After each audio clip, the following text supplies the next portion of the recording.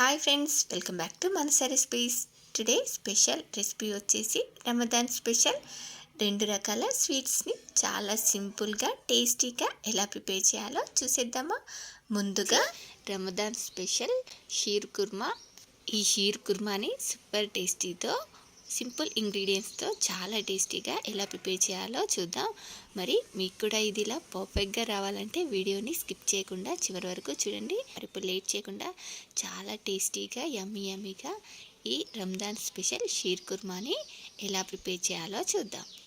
ముందుగా దీన్ని చేసుకోవడానికి ఇక్కడ నేను బాదం పప్పు, జీడిపప్పు, వాటర్ మిలన్ సీడ్స్ని అన్నిటినీ ఒక్కో టేబుల్ స్పూన్ చొప్పున తీసుకున్నాను.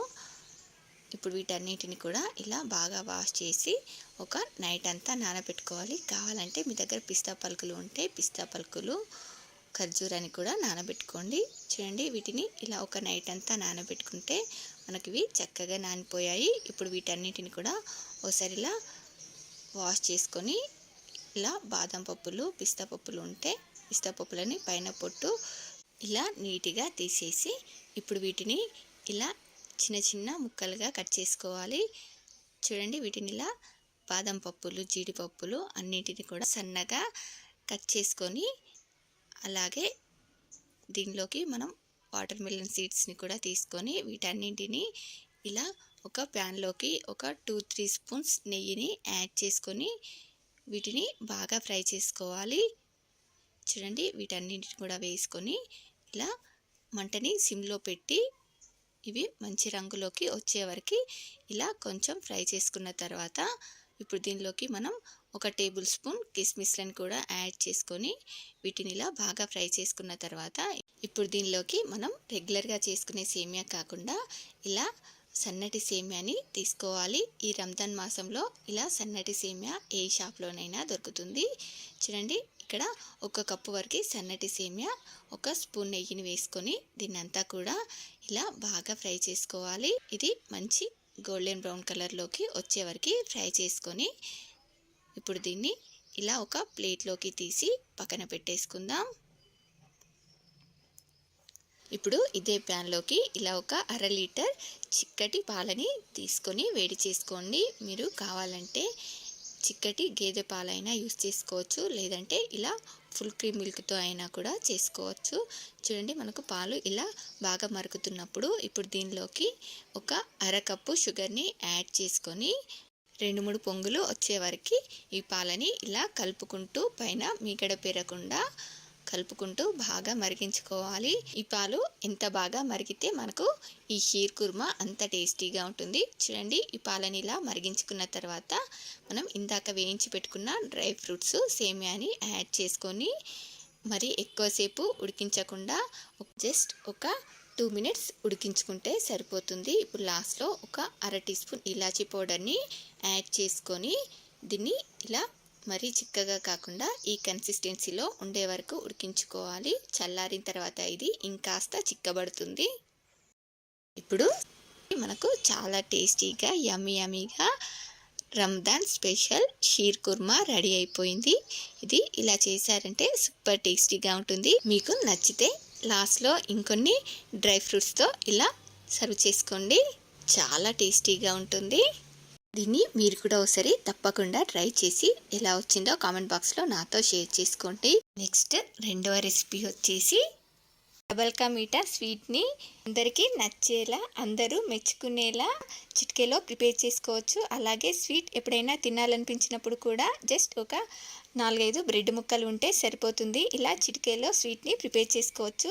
చూడండి, మనకు స్వీట్ ఎంత బ్యూటిఫుల్గా ఎంత బాగుందో చూస్తుంటేనే తినాలనిపిస్తుంది కదా. ఇప్పుడు లేట్ చేయకుండా మీరు కూడా వెంటనే ట్రై చేయండి. జస్ట్ దీన్ని చేసుకోవడానికి 4 బ్రెడ్ ముక్కలు, 1 కప్పు షుగర్ ఉంటే సరిపోతుంది. చిటికెలో ప్రిపేర్ చేసుకోవచ్చు.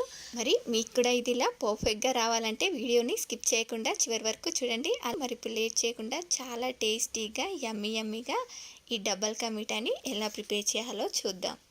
డబల్ కా మీఠా చేసుకోవడానికి ముందుగా ఇలా ఒక 4 బ్రెడ్ స్లైసెస్ని తీసుకుంటున్నాను. ఇవేంటా ఇలా ఉన్నాయి అనుకుంటున్నారా? ఇవి మల్టీగ్రెయిన్ బ్రెడ్. ఈ బ్రెడ్ పైన నల్ల నువ్వులు, ఫ్లెక్స్ సీడ్స్, తర్బూజా గింజలు, వాటర్ మెలన్ సీడ్స్ అన్నీ కూడా వచ్చాయి.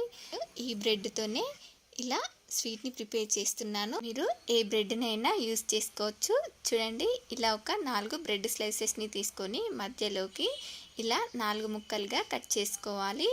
ఇవి కట్ చేసుకున్న తర్వాత వీటిని ఇలా ఒక 5 నిమిషాల పాటు ఇలా గాలికి ఆరబెట్టుకుంటే మనకు ఆయిల్ కానీ నెయ్యి కానీ ఎక్కువగా పీల్చుకోకుండా ఉంటుంది.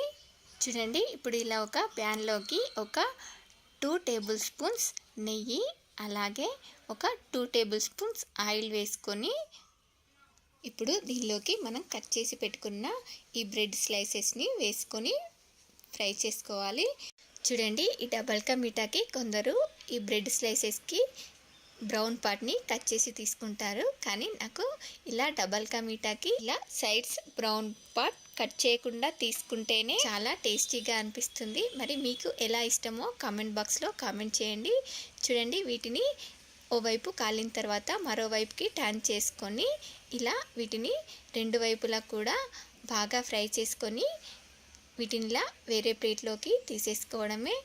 చూడండి, మనకు ఈ బ్రెడ్ స్లైసెస్ని ఇలా ఎంత బాగా ఫ్రై చేసుకుంటే అంత బాగుంటాయి. చూడండి, ఇలా బ్రెడ్ స్లైసెస్ మంచి డార్క్ గోల్డెన్ బ్రౌన్ కలర్లోకి వచ్చే వరకు ఫ్రై చేసుకొని తీసుకోవాలి. చూడండి, మనకు బ్రెడ్ స్లైసెస్ని చూస్తేనే ఎంత బాగున్నాయో. ఈ బ్రెడ్ స్లైసెస్ని మీరు ఆయిల్తో కానీ ఇలా నెయ్యితో కానీ మీకు ఎలా వీలైతే అలా ఫ్రై చేసుకోండి. కానీ ఇలా మంచి కలర్లోకి వచ్చే వరకు ఫ్రై చేసుకొని తీసుకోండి.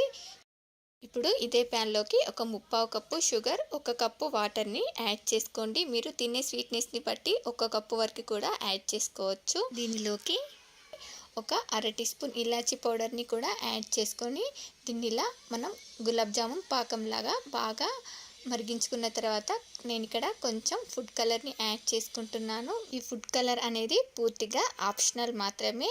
నాకు వీడియో కోసం తప్పదు కదా, అందుకనే ఒక చిటికెడంతా ఫుడ్ కలర్ని యాడ్ చేసుకున్నాను. చూడండి, దీన్ని ఇలా ఒక 5 నిమిషాల పాటు మరిగించిన తర్వాత మనం ఫ్రై చేసి పెట్టుకున్న ఈ బ్రెడ్ స్లైసెస్ని వేసుకొని వీటిని ఇలా కొంచెం ఉడికించుకోవాలి.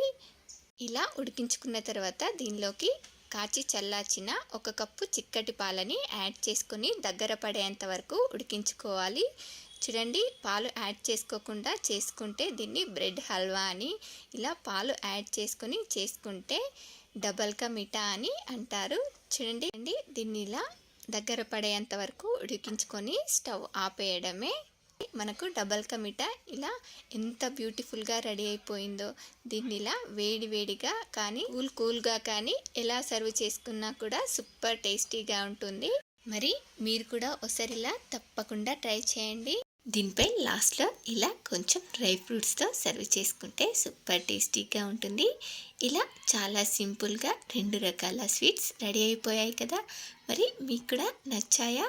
అయితే ట్రై చేస్తారా? ట్రై చేశాక మీకు ఎలా కుదిరాయో కామెంట్ బాక్స్లో నాతో షేర్ చేసుకోండి. అలాగే మీకు ఈ రెసిపీస్ కనుక నచ్చినట్లయితే మా ఛానల్ని లైక్ చేసి మీ ఫ్రెండ్స్ అండ్ రిలేటివ్స్కి షేర్ చేయండి. అలాగే మరిన్ని టేస్టీ అండ్ హెల్దీ రెసిపీస్ కోసం మానస రెసిపీస్ ఛానల్ని సబ్స్క్రైబ్ చేసి దాని పక్కనే ఉన్న బెల్ సింబల్ని క్లిక్ చేయండి. Thank you for watching my video.